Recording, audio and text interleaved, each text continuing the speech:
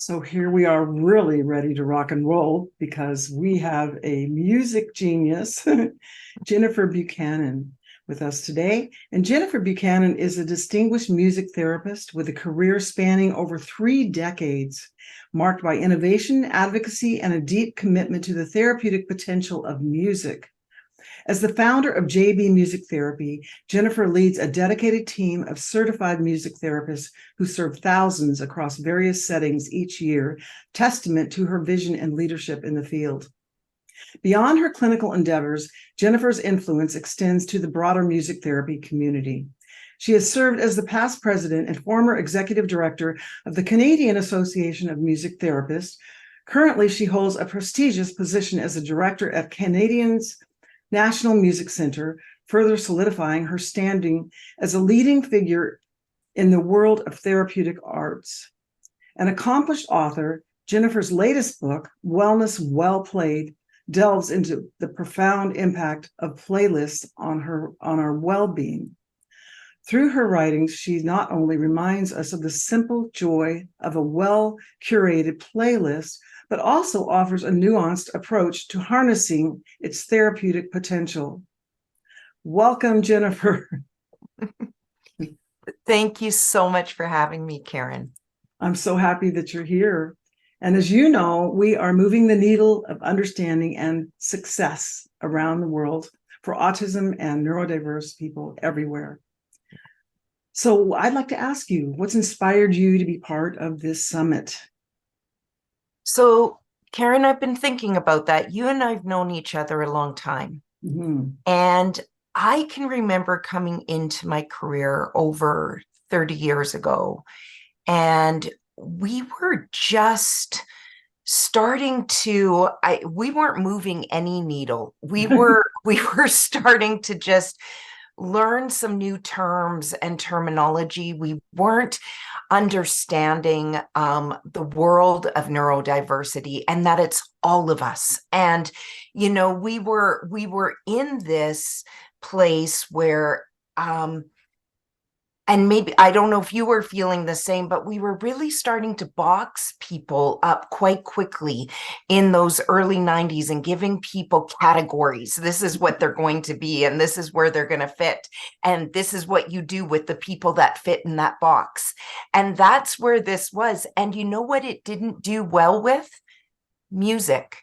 It didn't do well with music therapy as a therapist, because my entire training was about how people, groups, two people get together and use this language of music to communicate and dialogue and be together and to express their feelings. And it really, really was regardless of all the other boxes that were happening.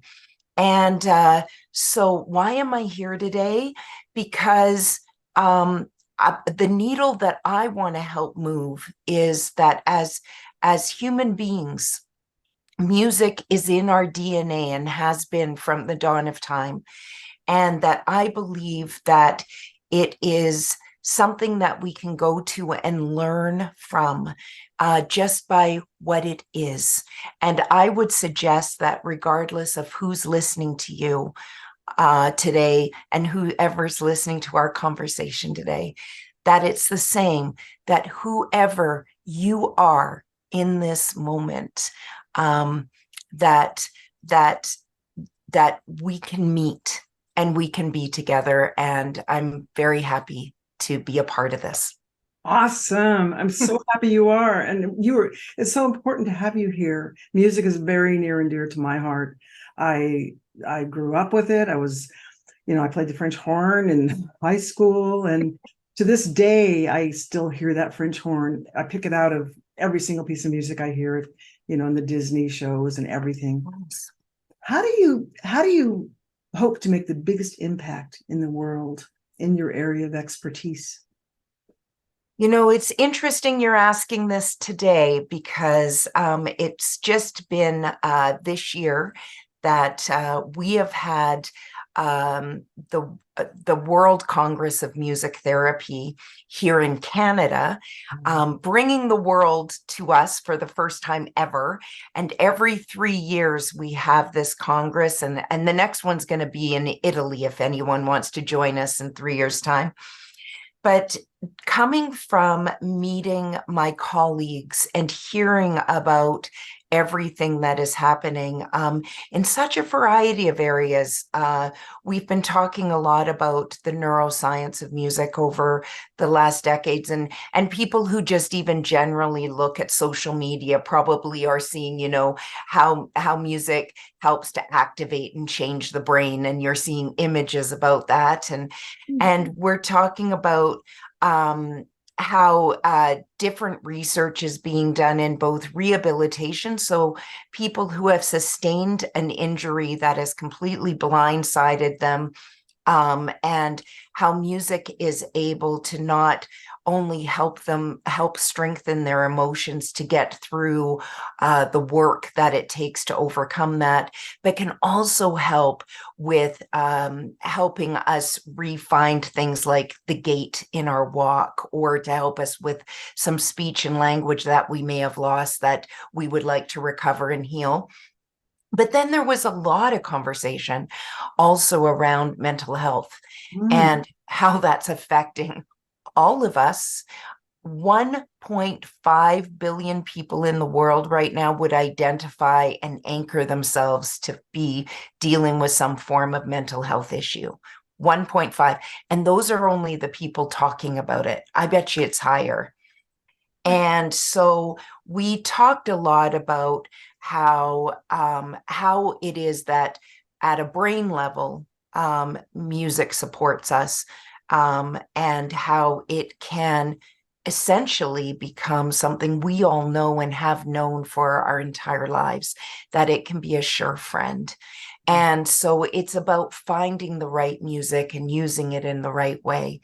So to answer your question globally, it's this huge amount, this body of work that's being done in science and music. There's no other activity we know of that lights up more areas of the brain simultaneously than when we interact with music that we love.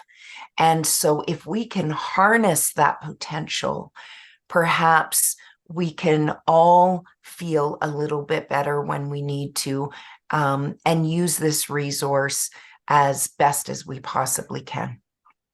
That's great. That's great. I know I feel it. I love music. It just stops me in my tracks. So I love that you love the French horn and that you played a French horn, because not many people have. It is a stunning, stunning tone, isn't it? oh yeah, it is. And it's one of the hardest instruments to play. I've heard that. Yeah, and to harmonize, to learn to harmonize with other people. I think it's taught me so much about harmonizing with people, blending and mixing in, and just the delicate balance of interacting with people has taught me so much, why I can do this hosting of this conference. Oh, Karen, I love that. I just I constantly joke that harmony is my love language. Yeah. It teaches resilience and just Totally. different things. So yeah, Oh. music teaches so much more than just sound, but it's right here. It's right there. Mm-hmm. So that leads me to my next question. And I know people say you're not supposed to ask why questions, but a why question like this is really important. What is your why of what you do, what you do? Oh. So this it started really early for me. Um, like many of us, I was fortunate to go to a public school where music was a part, and I'm hoping, when I think of global music, I just hope everyone has the opportunity early on in their lives to have some form of live music making within your community or within your schools. And so I was really fortunate to have had that. And when my granddad had a stroke at the age of 62. Mm. It was actually his second. It was significant. He no longer could walk or talk, and he was Mm. put in, I say put in a long-term care facility. And it was great nursing, but there were no other quality of life additions Mm. in this particular place. But we were looking after our physical needs, but we were missing a lot of the other needs we have as humans. And it would be Granny that asked me to come in and sing Granddad's favorite song, Oh. right? Which sounds so simple, but the profound effects were just so profound. There was a screaming lady down at the end of the hall, and she came in and she sang with me. And there was a wandering guy, and he wandered on in and he sat beside me.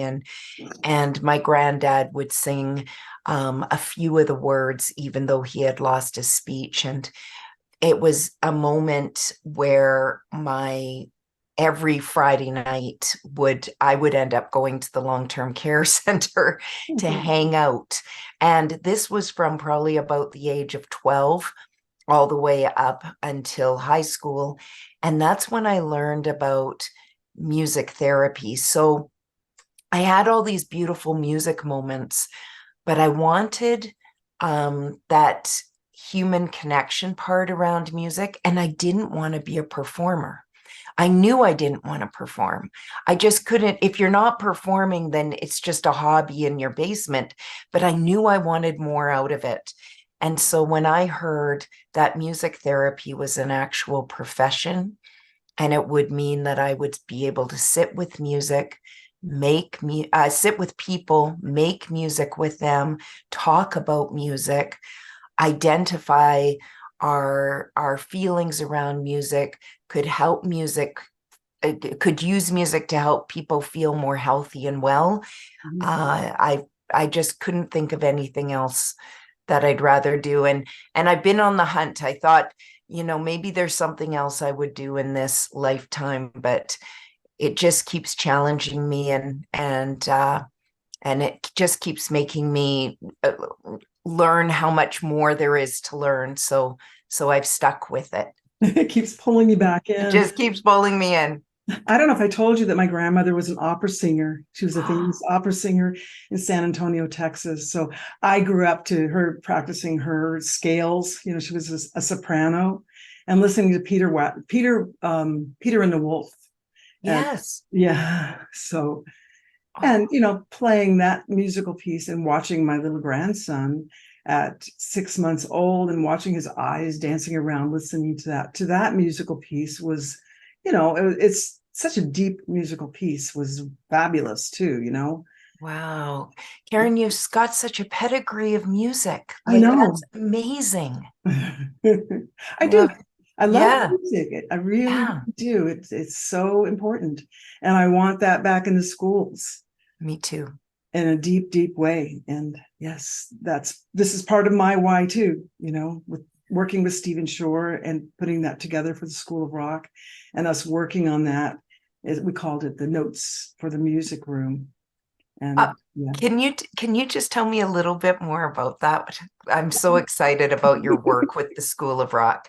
Yes, we put together a class that teaches all about the sensory challenges and how to overcome them, some tactics, some tools and tricks, kind of a methodology soup for the room, right? So sensory, behavioral challenges and communication, social skills, all these different things that address the needs of autistic and neurodiverse students so they can learn better, and so that the music teachers can also have tools that they can use in their teaching, because a lot of music teachers don't understand how to teach as well as they'd like to. And if you get the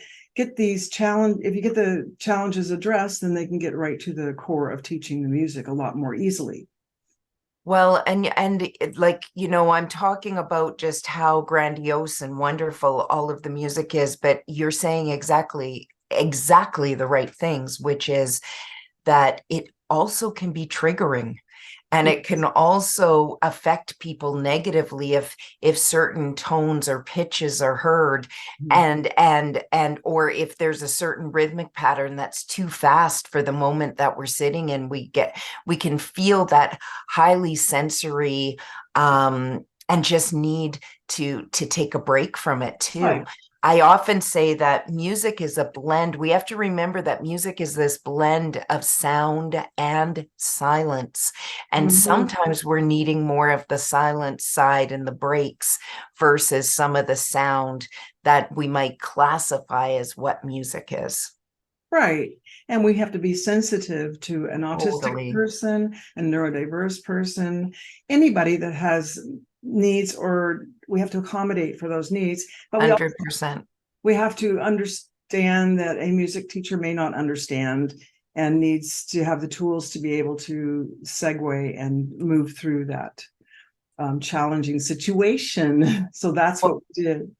Well, I'm really impressed with that initiative. It's terrific. Yes, thank you. Thank you. Thank you. It was a lot of fun. Stephen's a lot of fun. That's great. Anyway, enough about me. This is about you. No, it's great. So that was one of our initiatives, but I want to ask you how you can set up systems of success and partner relationships globally. Yeah, so a lot of uh I mean, certainly most of my partnerships are here in Canada, far reaching from coast to coast to coast for sure. Mhm. And those partnerships, a lot has come in the form of consultation and presentations, working in all of our capital cities at times, in all our provinces at certain times. Um, in our actual services, offering online music therapy services has been really big for us, and something that certainly was strengthened over COVID. In regards to the global landscape, I think this is where we're currently just entering into a partnership with our health authority here in Canada, along with a digital therapeutic company out of France. Hmm. And we're going to be incorporating, bringing these digital therapeutics into a medical hospital setting while people are there having difficulty accessing music for a variety of different ways, and having them be able to identify what sort of feeling are they going to need for the certain endeavors that they're undergoing. So it could be that they're looking for some feeling of pain management, or it could be that they're feeling nervous, having to go in for some form of surgery. And so we're going to be using music very much like people use pharmaceuticals to help them go into these high stress situations. And so that's one of the areas that we're partnering in right now.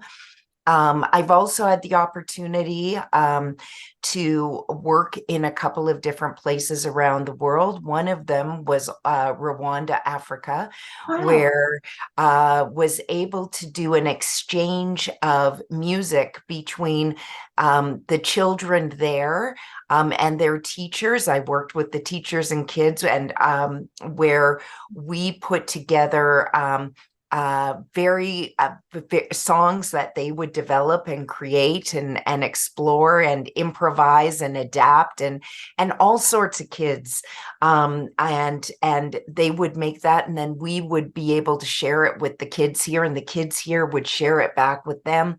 And we did this all through using technologies.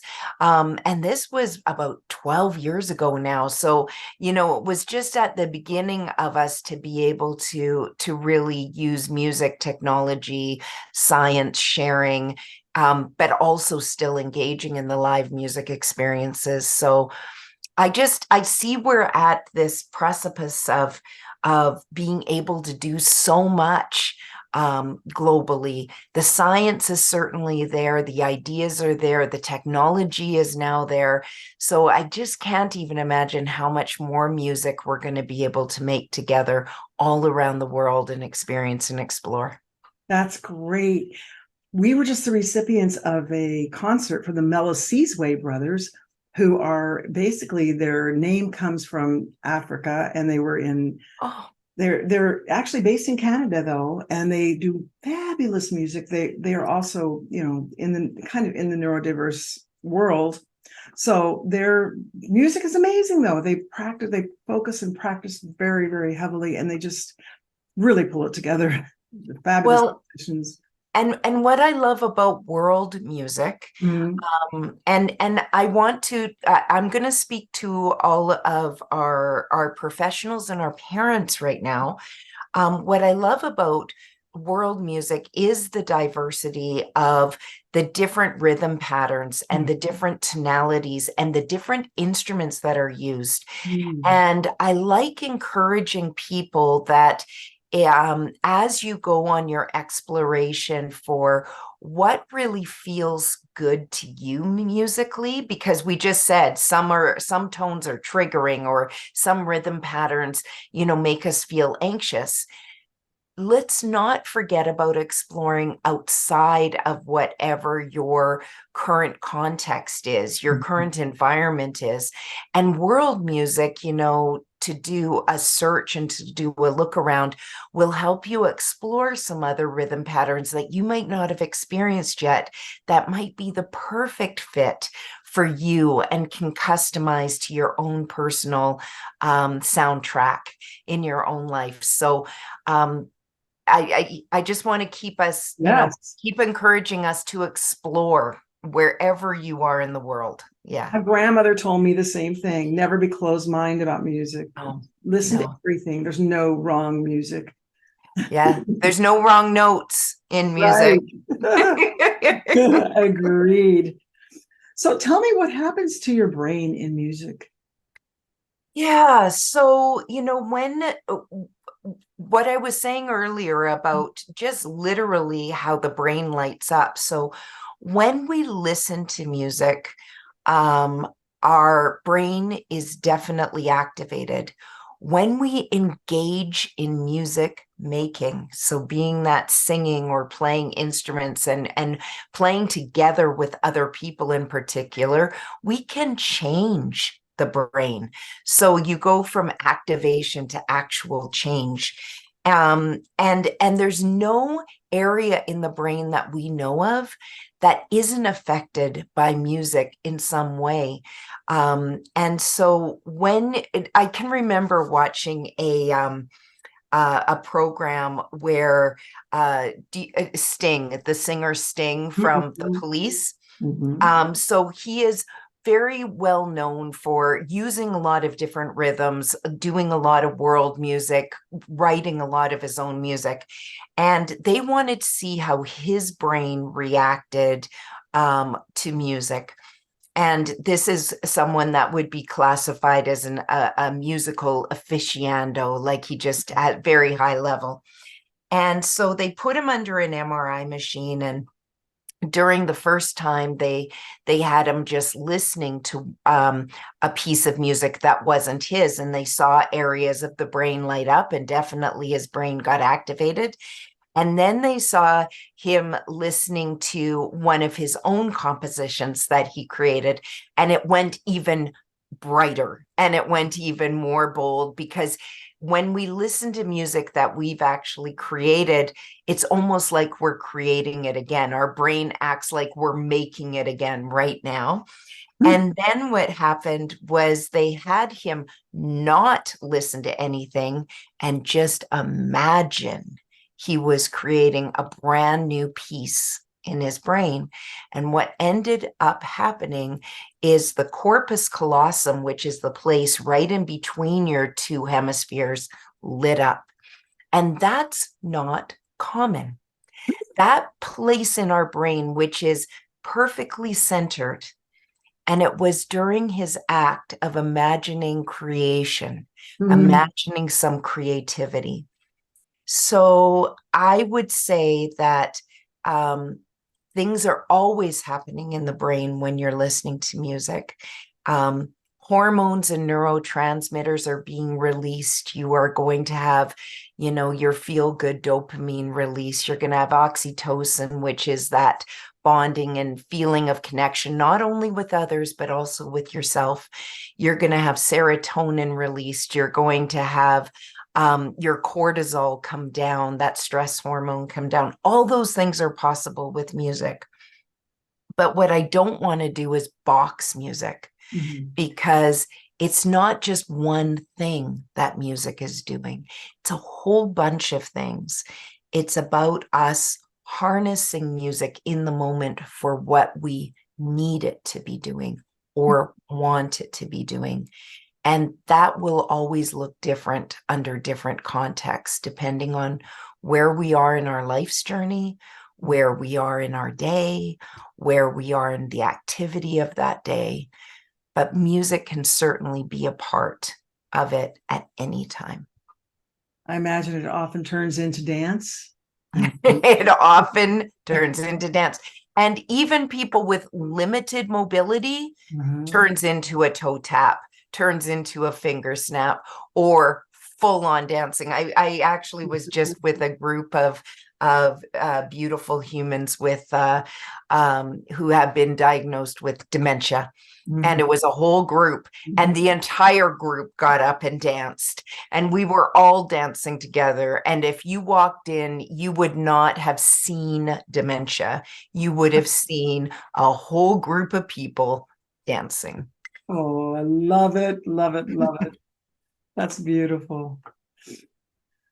I think, did we ask what's happening around the world in music and health? I think we did. Yeah, so we've definitely tapped into that. I mean, everything from significant clinical trials are happening around looking at clinical trials with, particularly in the area of neuro rehab and people with acquired brain injury, and about how we can bring back some of the things we've talked about, the language, the speech, the gait walking. That is for certainly happening. And definitely still a lot of research around mental health. The one thing that I'm seeing a lot of right now is that there's a lot of research happening around the world, and apps are being created. So people are creating specific apps so you can find the best music for you to achieve the certain feeling that you are hoping to achieve. And I'm seeing that happen a lot. And that goes to some of the work that I've been really focused on over the last 5 years, which is the power of a playlist. And is there any benefit to that? I can remember, and maybe you remember, Karen, do you remember when we used to have our dual cassette players and we used to record music on our cassettes? Oh, yeah. And you would give your cassette to somebody, and you were essentially saying, I just spent the last 8 hours of my life putting this together for you because I love you so much.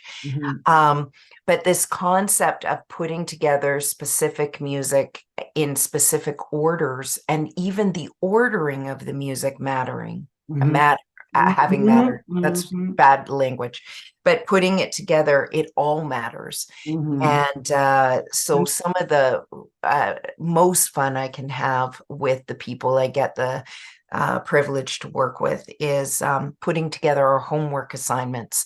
And many of our homework between music therapy sessions might be based around the selection of music, the listening to new music, putting together new playlists, curating them in a way that's going to affect our wellness. So nice. Yeah. I remember the little tape coming undone and wrapping around all the other tape.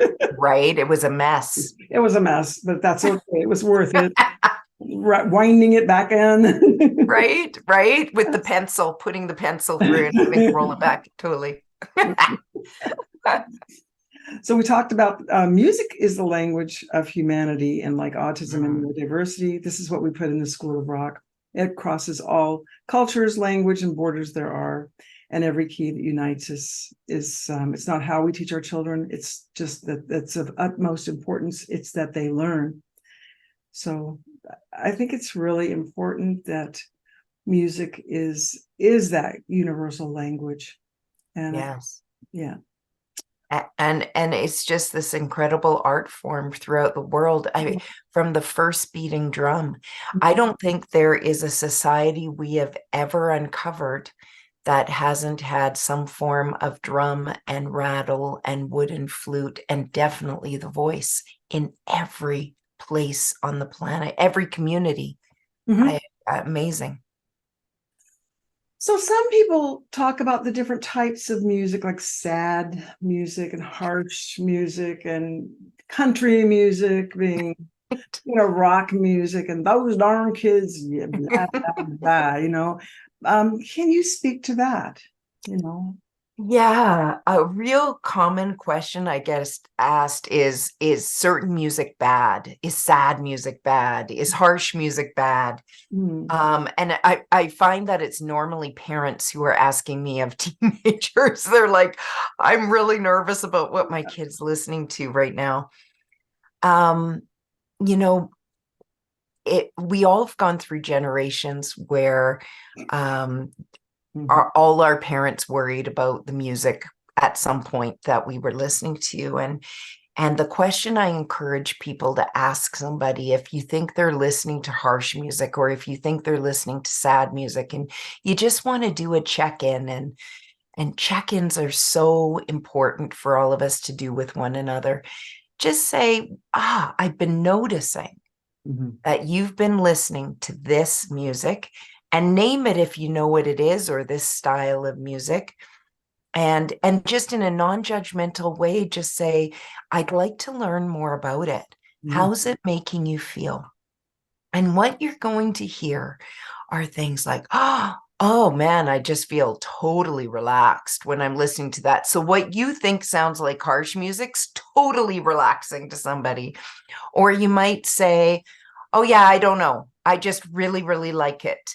And that's probably a lot of the truth. There's something there that is in this music, be it might sound sad to you, but it's meeting them where they're at. It's validating their feelings, where sometimes people aren't good at that. It's really tough for us we try to be there for other people, but music often can meet us where we're at just so much more efficiently and effectively and quickly. Mhm. And so, but what I do suggest, if we are ever listening to music, sad music that makes us sadder, or harsh music that ramps us up and makes us harsher, I recommend to the clients that I work with, that isn't the best music for our wellness. We need to be looking elsewhere because it can happen.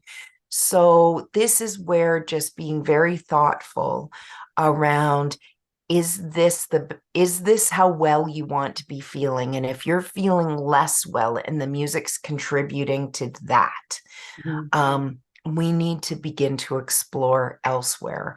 Our mental health and well-being requires a lot of ingredients, Mhm. and music is certainly one of those ingredients, but we also have to use it responsibly. That's true. Sometimes when I listen to something, maybe it reminds me of a place I was in time or a memory of a person, and it just kind of brings me back to that person. Um, Right. yeah. And So for that moment, does it feel good, Karen, when you can remember them? Does it feel okay? yeah, it does. Yeah, it's It does. nice. It just kind of a release, it kind of ties Yeah, me back to that person. It's an yeah, emotion, it's emotional for that reason. yeah. Necessarily that I like that particular piece of country music or whatever, but Right, but it took well, you to them. yeah, it's just that memory of, well, that was Martha at that time, and Oh, it's just bringing me back to that moment. And absolutely. Absolutely. yeah, so anyway, that was off topic, but No, it's perfect. yeah, I think sometimes people listen to music for different reasons than, yeah. Absolutely. And remembering someone to me is not the worst reason to listen to music. I think it's a lovely reason. Yeah. So how does music differ in different countries? Yeah. So this is where, these certain elements of music, the rhythms are different, the tones are different, the tempos are different. Where music is the same in all countries is this this commonality between the putting together sound and silence in a certain way. Mhm. And so there's a lot of common ground, and then there's a lot of diversity. And that brings us back to how much we have to explore, Right. and to take a moment and to go and explore it when you got the chance. Perfect. Yeah. So you have books you've written and some new plans for the future. Tell us about those.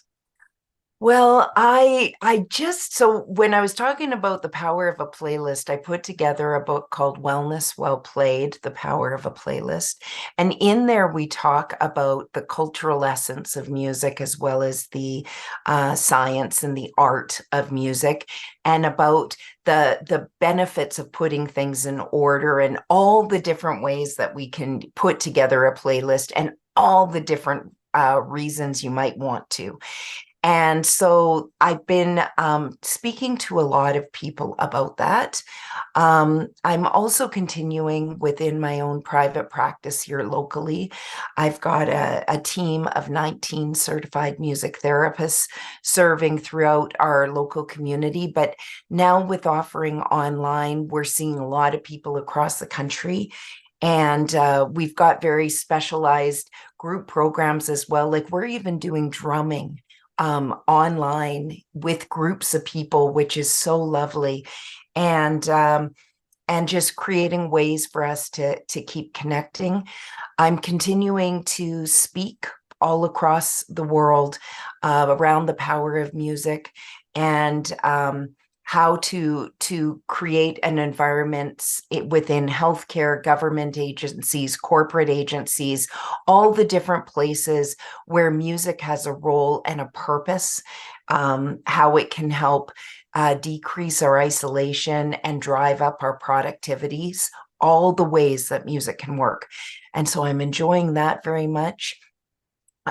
We partner a lot. So you were asking about partnerships. We feel very, very fortunate to not only partner with health authorities and healthcare organizations, but also places like the National Music Center here in Canada, that on their third floor, they have introduced a music therapy and music for wellness exhibit on the third floor at our National Museum. And that's very exciting. I was recently in Belgium, and it's lovely to go to the Museum of Musical Instruments, and being able to explore all these different instruments that sort of look the same but are sound completely different from all around the world. You might blow into it, but the experience is completely unique from that different part of the world. And so I'm seeing this real love and expansion for music to be breaking through the chaos of some of the stress that the world can be under, the pressure cooker feeling that we can feel, and giving us all some elements of freedom and release, regardless of where you are on the planet. So it's exciting to be a part of that. That's great. And you work with a lot of people with autism and neurodiversity too, right? And in so many different settings, Yeah. so it's not, again, it's not just in the setting of where it might be a very specific place for that's identified for people with autism, autistics for there, Right. but it's also at the hospitals. It might be in workplaces, Right. like there's so many different places that we are visiting everyone. Yeah. So how can people get in touch with you? Well, they can find us at jbmusictherapy.com, and you can that's probably the best way to find us. Also, anywhere on social media, they can look me up, Jennifer Buchanan, music therapist. I will respond to you. I love connecting with people from around the world. And I'm just so grateful to you, Karen, for putting this together and to have me a part. You're amazing. You always have been. Thank you so much for being a part of this, Jennifer. We really appreciate having you. All right. Okay. Keep well. You too. Bye.